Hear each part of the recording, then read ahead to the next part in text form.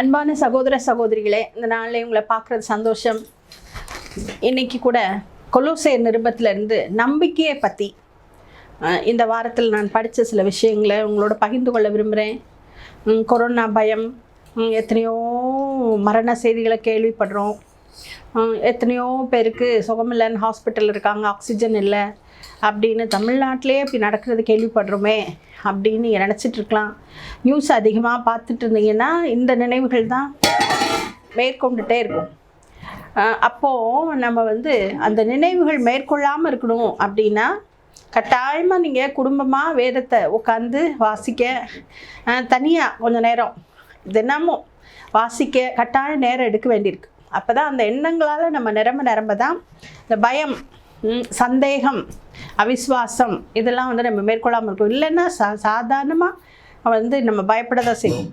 அப்போது நம்பிக்கைன்ற வார்த்தை அதை கொலோசையர் நிருபத்தில் ஒரு 3-4 இடத்துல இருக்குது பாருங்களேன். அதை தான் அந்த வாரம் நான் பார்த்துட்டு இருந்தேன். என்ன அது நம்பிக்கை? அதில் எப்படி போட்டிருக்குன்னா, கொலோசையர் 1ஆம் அதிகாரம் 4ஆம் வசனத்தில், பரலோகத்தில் உங்களுக்காக வைத்திருக்கிற நம்பிக்கை நிமித்தம் நான் ஸ்தோத்திரம் செலுத்தி உங்களுக்காக வேண்டுதல் செய்கிறேன் அப்படிங்கிறார். பரலோகத்தில் ஒரு நம்பிக்கை இருக்குது நமக்கு அப்படின்னா, அது செத்த பிறகு கொடுக்கப்படுகிற விஷயத்தை பற்றினது மட்டும் இல்லை, இங்கேயே நம்ம பரலோகத்துலேருந்து உள்ளவைகளை, பரலோகத்தில் நமக்காக வைக்கப்பட்டிருக்கிற எல்லாத்தையும் இங்கேருந்து நம்ம ஆக்சஸ் பண்ண முடியும் இப்போவுமே. அப்படி அதை தான் அந்த பரலோகம்ன்ற வார்த்தை குறிக்குது.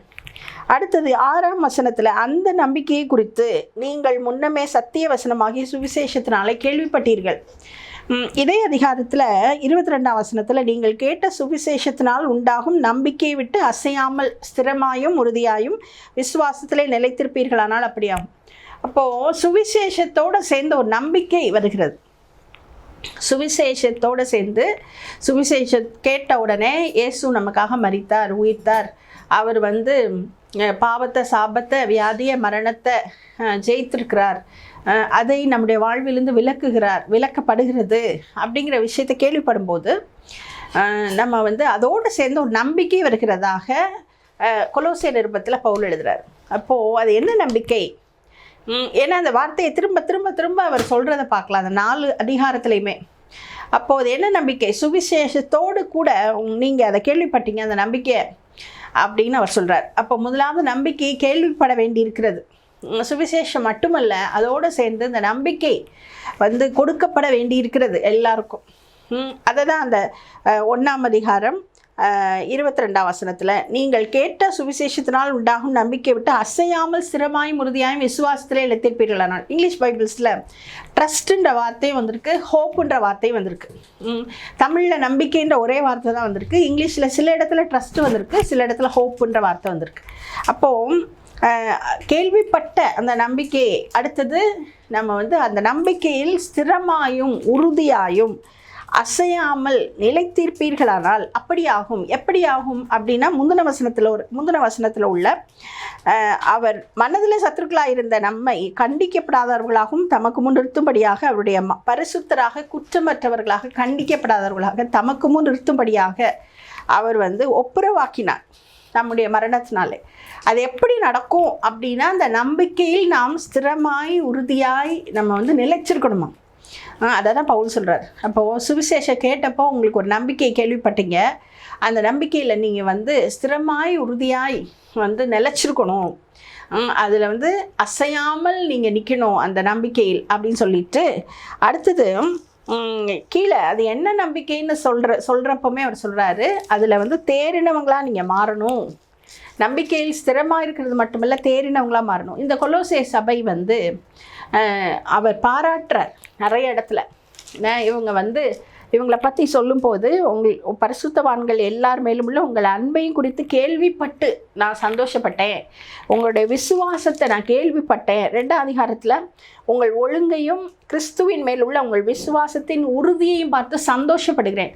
அப்போது இவங்க விசுவாசத்தில் உறுதி இல்லாத ஜனங்கள்லாம் கிடையாது. அவங்களுடைய விசுவாசத்தின் உறுதியை பார்த்து பவுல் சந்தோஷப்படுறதா எழுதுறாரு.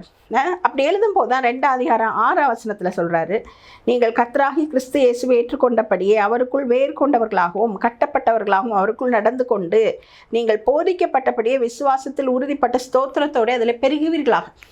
அப்போது அந்த நம்பிக்கையில் வந்து கேள்விப்படுறது, அடுத்த நிலச்சிருக்கிறது. மூணாவது என்னென்னா பெருக வேண்டியிருக்கு. அந்த நம்பிக்கையில் பெருகி தொடர்ந்து போக வேண்டியிருக்கு. அது என்ன நம்பிக்கை அப்படின்னு நம்ம பார்த்தோம்னா 1 அதிகாரத்தில் 27ஆம் வசனத்தில் தான் இருக்குது. ரகசியம் அப்படின்னு அவர் தொடர்ந்து எழுதுகிற அந்த இடத்துல இந்த ரகசியம், நம்பிக்கை, விசுவாசம், இதை தான் ஃபுல்லாக 4 சாப்டர்லையுமே அவர் எழுதுகிறார். அப்போது இந்த இடத்துல என்ன நம்பிக்கை அப்படின்றது, கிறிஸ்துவானவர் மகிமை நம்பிக்கையாக உங்களுக்குள் இருப்பதே அந்த ரகசியம். இங்கிலீஷ் பைபிளில் அதுதான் ஒன்லி ஹோப் ஆஃப் க்ளோரி அப்படின்னு போட்டுருப்பாங்களேன். ஒரே நம்பிக்கை, உங்கள் மூலமாய் மகிமை வெளிப்பட, என் மூலமாய் மகிமை வெளிப்பட ஒரே நம்பிக்கை தான் இருக்குது. என்னென்னா கிறிஸ்து உங்களுக்குள் வாசம் பண்ணுறாருங்கிறது தான் அந்த நம்பிக்கை. அதுதான், அதை சுற்றி தான் அந்த வசனம் 4 சாப்டர்ஸுமே இருக்கிறத கொலோசியர் நிருபத்தில் நம்ம பார்க்க முடியுது. அப்போது அது எந்த அளவுக்கு நம்ம பிடிச்சிருக்கோம். கிறிஸ்துவானவர் எனக்குள் இருக்கிறார். கிறிஸ்துவானவர், கிறிஸ்து ஏசுல ஏசுன்றவர் வந்து அந்த 33 வருஷம் வாழ்ந்த ரட்சகர் மட்டும் இல்லை, கிறிஸ்துனா மேசியா, அபிஷேகம் பண்ணப்பட்டவர். அப்போது கிறிஸ்துவானவர் உங்களுக்குள்ளே இருக்கிறார், எனக்குள்ளே இருக்கிறார். இதை வந்து நம்ம எவ்வளோ தூரம் ஞாபகத்தில் வச்சுருக்கோம், எவ்வளோ தூரம் நம்ம அதை நினைவுக்கு கொண்டு வரணும், அதை பற்றி பேசுகிறோம் அப்படிங்கிறது தான். அதை கேள்விப்படுறது மட்டும் இல்லை, அதில் நிலச்சிருந்து அதில் வளர்றது, அதில் தொடர்ந்து பெறுகிறது. அதுதான் நம்முடைய நம்பிக்கையாக இருக்கிறது. அதுதான் hope of glory, only hope of glory. அப்போது அவர் உள்ளே இருக்கிறார் அப்படிங்கிறப்போ இந்த கொரோனா நேரத்தில் வெளியே கேள்விப்படுகிற சங்கதிகள், செய்திகள் எல்லாம் வந்து பயமூட்டுகிறதா இருந்தாலும் நமக்கு இருக்கிற நம்பிக்கை என்னென்னா, கிறிஸ்துவானவர் அபிஷேகம் பண்ணப்பட்டவர் எனக்குள்ளே இருக்கிறார்.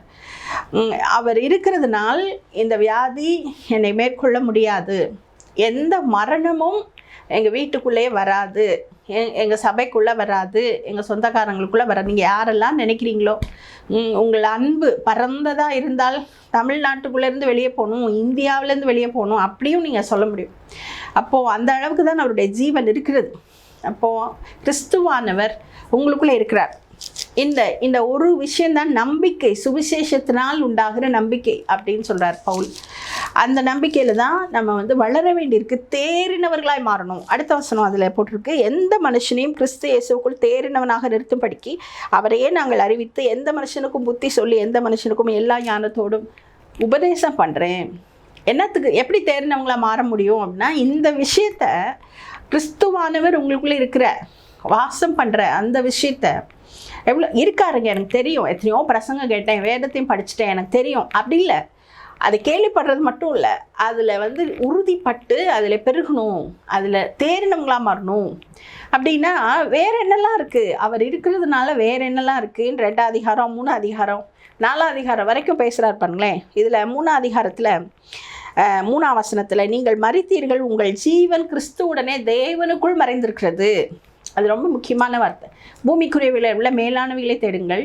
நீ கிறிஸ்து உங்களுக்குள்ளே இருக்காருன்னா அவர் தேவனுக்குள்ளே இருக்கிறதுனால நீங்களும் தேவனுக்குள்ளே இருக்கீங்க, கிறிஸ்துவோட தேவனுக்குள்ளே இருக்கீங்க. அப்படின்னா என்னென்னா, எனக்குள்ளே கிறிஸ்து இருக்கிறார், என்னுடைய ஜீவன் வந்து அவரோட தேவனுக்குள் இருக்கிறது, அவருடைய ஜீவன் எனக்குள் இருக்கிறது. அப்போது கிறிஸ்து இருக்கிறதுனால ஜீவன் இருக்கிறது. மரணம் உங்களை, உங்கள் குடும்பத்தார்களை, உங்கள் குடும்ப நபர்களை தொட முடியாது அப்படிங்கிறத நம்ம அறிக்கை பண்ண வேண்டியிருக்கு, அதில் பெருக வேண்டியிருக்கு. அந்த விஷயத்தை பற்றின புதிய வெளிப்பாடுகள் நமக்கு கிடைக்க வேண்டியிருக்கு, அறிதல் புரிதல் உண்டாக வேண்டியிருக்கு. இப்போ ஜீவனை பற்றி அந்த இடத்துல அவர் பேசுகிறார். கிறிஸ்துவின் ஜீவன், நம்முடைய ஜீவனாகிய கிறிஸ்து. முதல்ல உங்கள் ஜீவன் சொல்லிட்டு அடுத்த வசனத்தில் சொல்கிறாரு, நம்முடைய ஜீவனாகிய கிறிஸ்து வெளிப்படும் போது. அப்போ நம்முடைய ஜீவன் யாருன்னா கிறிஸ்து தான். கிறிஸ்து உங்களுக்குள்ளே இருக்காருன்னா அவருடைய ஜீவன் உங்களுக்குள்ளே இருக்கிறது. அதில் 2ஆம் அதிகாரத்தில் 9-10 தேவத்துவத்தின் பரிபூர்ணம் எல்லாம் சரீர பிரகாரமாக அவருக்குள் வாசமாக இருக்கிறது, மேலும் சகல துரைத்தனங்களுக்கும் அதிகாரத்துக்கும் தலைவராகிய அவருக்குள் நீங்கள் பரிபூர்ணம் உள்ளவர்களாக இருக்கிறீர்கள். அப்போது கிறிஸ்து இருக்கிறார் அப்படின்னா அவருக்குள்ள எல்லா தேவத்துவத்தின் பரிபூர்ணம் இருக்கிறதுனால நாம் பரிபூர்ணம் உள்ளவர்களாக இருக்கிறோம். பரிபூர்ணம் உள்ள இருக்குது, அவருடைய ஜீவன் மட்டும் இல்லை, அவருடைய பரிபூர்ணம் உள்ள இருக்குது. அந்த பரிபூர்ணத்தில் வியாதி கிடையாது, அந்த பரிபூர்ணத்தில் ஆரோக்கியம், நீடிய ஆயுள் இருக்கிறது. அப்போது அந்த பரிபூர்ணம் எனக்குள்ளே இருக்கிறது, எனக்குள்ளேருந்து என் குடும்பத்துக்கு அது பாய்கிறது. என்னை சுற்றி இருக்கிறவர்களுக்கு பாய்கிறது. நான் யாருக்கெல்லாம் ஜெபிக்கிறேனோ, யாரெல்லாம் பார்த்து பரிதாபப்பட்டு ஐயோ அவங்க கஷ்டப்படுறாங்களே அப்படின்னு மனசில் வேதனைப்பட்டுறனோ அவங்களுக்கெல்லாம் அந்த பரிபூர்ணம் பாய்கிறது என்று தான் பவுல் சொல்கிறார். அடுத்து இப்படி இருக்கிறதுனால இந்த ஜீவனும் இந்த பரிபூர்ணமும், கிறிஸ்துவின் ஜீவனும் கிறிஸ்துவின் பரிபூர்ணமும் உங்களுக்குள்ளே இருக்குது. கிறிஸ்து இருக்கிறாருன்னா அப்படிங்கிறதுனால இதெல்லாம் நீங்கள் செய்ய முடியும் அப்படின்னு தான் பின்னால் அவர் வசனங்களை 3ஆம் அதிகாரத்தில் தொடர்ந்து எபேசியர் 5ஆம் அதிகாரமும் 5, 6 இது 3 கிட்டத்தட்ட ஒரே மாதிரி இருக்கும். ரெண்டுமே ஒரே நேரத்தில் ரோமில் அவர் கச்சரையில் இருந்தப்போ எழுதப்பட்ட நிருபங்கள் தான். எபேசியருக்கும் எழுதின நிருபமும் கொலோசியருக்கு எழுதின நிருபமும் ரெண்டும் கிட்டத்தட்ட ஒரே மாதிரி தான் இருக்கும். அப்போ தான் அவர் சொல்கிறாரு, பின்னால் மனைவிகளே, புருஷர்களே, பிதாக்களே, பிள்ளைகளே, வேலைக்காரரே, எஜமான்களே, இதெல்லாம் இங்கேயும் வருது. கொலோசியர் 3ஆம் அதிகாரத்துலேயும் வருது, எபேசியர் 5லேயும் வருது. அதே இதை சொல்லும்போது தேவ சமாதானம் உங்கள் இருதயங்களில் ஆழக்கடவுது. அப்போது ஜீவன் இருக்குது, பரிபூர்ணம் இருக்குதுன்னு சமாதானம் இல்லாமல் நம்ம இருக்க முடியாது. சமாதானம் கெட்டு போகுது சில நேரங்களில் அப்படின்னா நம்ம இல்லை, அவருடைய ஜீவன் எனக்கு இருக்குது, அவர் எனக்குள்ளே இருக்கிறார், நான் சமாதானத்தை விட்டுக்கிட முடியாது, நான் யார் மேலேயோ கசப்போட கோபத்தோட தொடர்ந்து போக முடியாது. சில நேரங்களில் வரும் கோபங்கள், கசப்புகள் எல்லாருக்கும் வர மாதிரி நமக்கு வரும். அப்போது அதை விட்டுறதுக்கு நமக்கு தெரியணும். அப்போ அது தேவ சமாதானம் ஆளுகிறதுக்கு உங்கள் இருதயங்களில் ஆளுகிறது. அடுத்து பொறுமைன்னு ஒரு விஷயத்தையும் அங்கே பேசுகிறார் அவர். பொறுமையில் நீங்கள் வளரணும் அப்படின்னு சொல்கிறாரு. கிறிஸ்துவின் வசனம் உங்களுக்குள்ளே சகல ஞானத்தோடும் பரிபூர்ணமாக வாசமாக இருப்பதாக. கிறிஸ்துவின் ஜீவன், கிறிஸ்துவின் பரிபூர்ணம், அடுத்து கிறிஸ்துவின் வசனம் வாசமாக இருப்பதாக. அது ரெண்டும் ஜீவனும் பரிபூர்ணமும் இருக்குது. வசனம் வாசமாக இருக்க நம்ம இடம் கொடுக்க வேண்டியிருக்கு. அப்போது அதை பேச வேண்டியிருக்கு. கிறிஸ்துவின் வசனம் உங்களுக்குள்ளே பரிபூர்ணமாக வாசமாக இருப்பதாக அப்படின்னா நீங்கள் தான் அதை செய்ய வேண்டியிருக்கு. நீங்களும் நானும் தான் அதை செய்ய வேண்டியிருக்கு.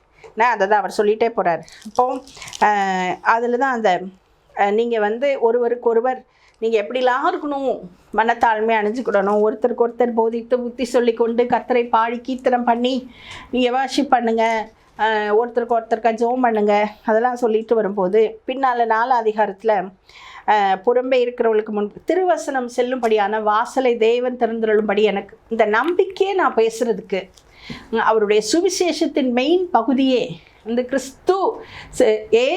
கிறிஸ்து சிலுவையில் அடையப்பட்டு உயிர்த்தெழுந்தார் மட்டும் இல்லை, பவுல் சொன்ன சுவிசேஷம் அதோடு சேர்த்து இந்த நம்பிக்கையை தான் அவர் பிரசங்கம் பண்ணியிருக்கார்.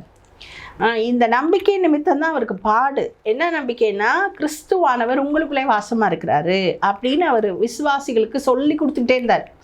அதனால் அவருடைய ஜீவன் இருக்குது, அவருடைய பரிபூர்ணம் இருக்குது, கிறிஸ்துவின் வசனம் உங்களுக்குள்ளே வாசமாக இருக்கணும். இதை அவர் சொன்னதுனால தான் எனக்கு பிரச்சனைகள் இருக்குது, எனக்கு எதிர்ப்புகள் இருக்குது. அதனால் திருவசனம் செல்லும்படியான வாசலை தேவன் எனக்கு திறந்துடணும். ஒவ்வொரு இடத்துலையும் நான் இந்த நம்பிக்கையை பேசணும். ஹோப் ஆஃப் க்ளோரி, மகிமை வெளிப்படுவதற்கு ஒரே வழி இதுதான் பாருங்களேன். நம்முடைய வாழ்க்கையில் மகிமை இல்லை அல்லது குறைஞ்சி போச்சு, முந்தி மாதிரி என்னோடய வாழ்க்கை இல்லை அப்படின்னு நீங்கள் யோசிச்சுட்டு இருக்கீங்களா? சில சூழ்நிலைகளில் ஏற்ற இறக்கங்கள் இருக்கலாம். என்ன இப்போ கொரோனா டைமில் எல்லாமே ஸ்தம்பிச்சு போயிடுச்சு. அப்படிங்கிறப்போ நம்முடைய வேலை, நம்முடைய பிஸ்னஸ், நம்முடைய ஊழியம் எல்லாமே எங்கேயோ நிற்கிது, நம்மளுடைய பிளான்ஸ் எல்லாமே கட்டாயி பாதையில் நிற்கிது அப்படின்னு உங்களோட எஜுகேஷன், நீங்கள் உங்களுடைய பிளான்ஸ், ஃப்யூச்சர் பிளான்ஸ் எல்லாமே அப்படி இருக்குது, கேள்விக்குறியாக இருக்கிறது எல்லாம் அப்படின்னா நம்ம என்ன செய்யணும் அப்படின்னா, இந்த நம்பிக்கை நம்ம வெட்கப்படுத்தாது. எந்த நம்பிக்கை? கிறிஸ்துவானவர் உங்களுக்குள்ளே இருக்கிறார், அவருடைய ஜீவன் உங்களுக்குள்ளே இருக்கிறது, அவருடைய பரிபூர்ணம் இருக்கிறது, அவருடைய திருவசனம், அவருடைய கிறிஸ்துவின் வசனம் நமக்குள்ளே வாசமாக இருக்கணும், இருப்பதாக பவுல் சொல்கிறதுனால இருக்கும்போது கட்டாயம் நீங்களும் நானும் இந்த காலங்களை கடந்து இன்னும் அநேகருக்கு ஆசீர்வாதமாக நீங்கள் மாறும்படி இந்த காலங்களை கர்த்தர் பயன்படுத்துவார். இந்த நேரங்களில் நாம் மனதில் மறுரூபமாக நம்முடைய இருதயங்களில் பொறுமை ஆள, இருதயங்களில் தேவ சமாதானம் ஆள ஜாக்கிரதையாக இருக்க நமக்கு கர்த்தர் உதவி செய்வார். கர்த்தர் உங்களை ஆசீர்வதிப்பார்.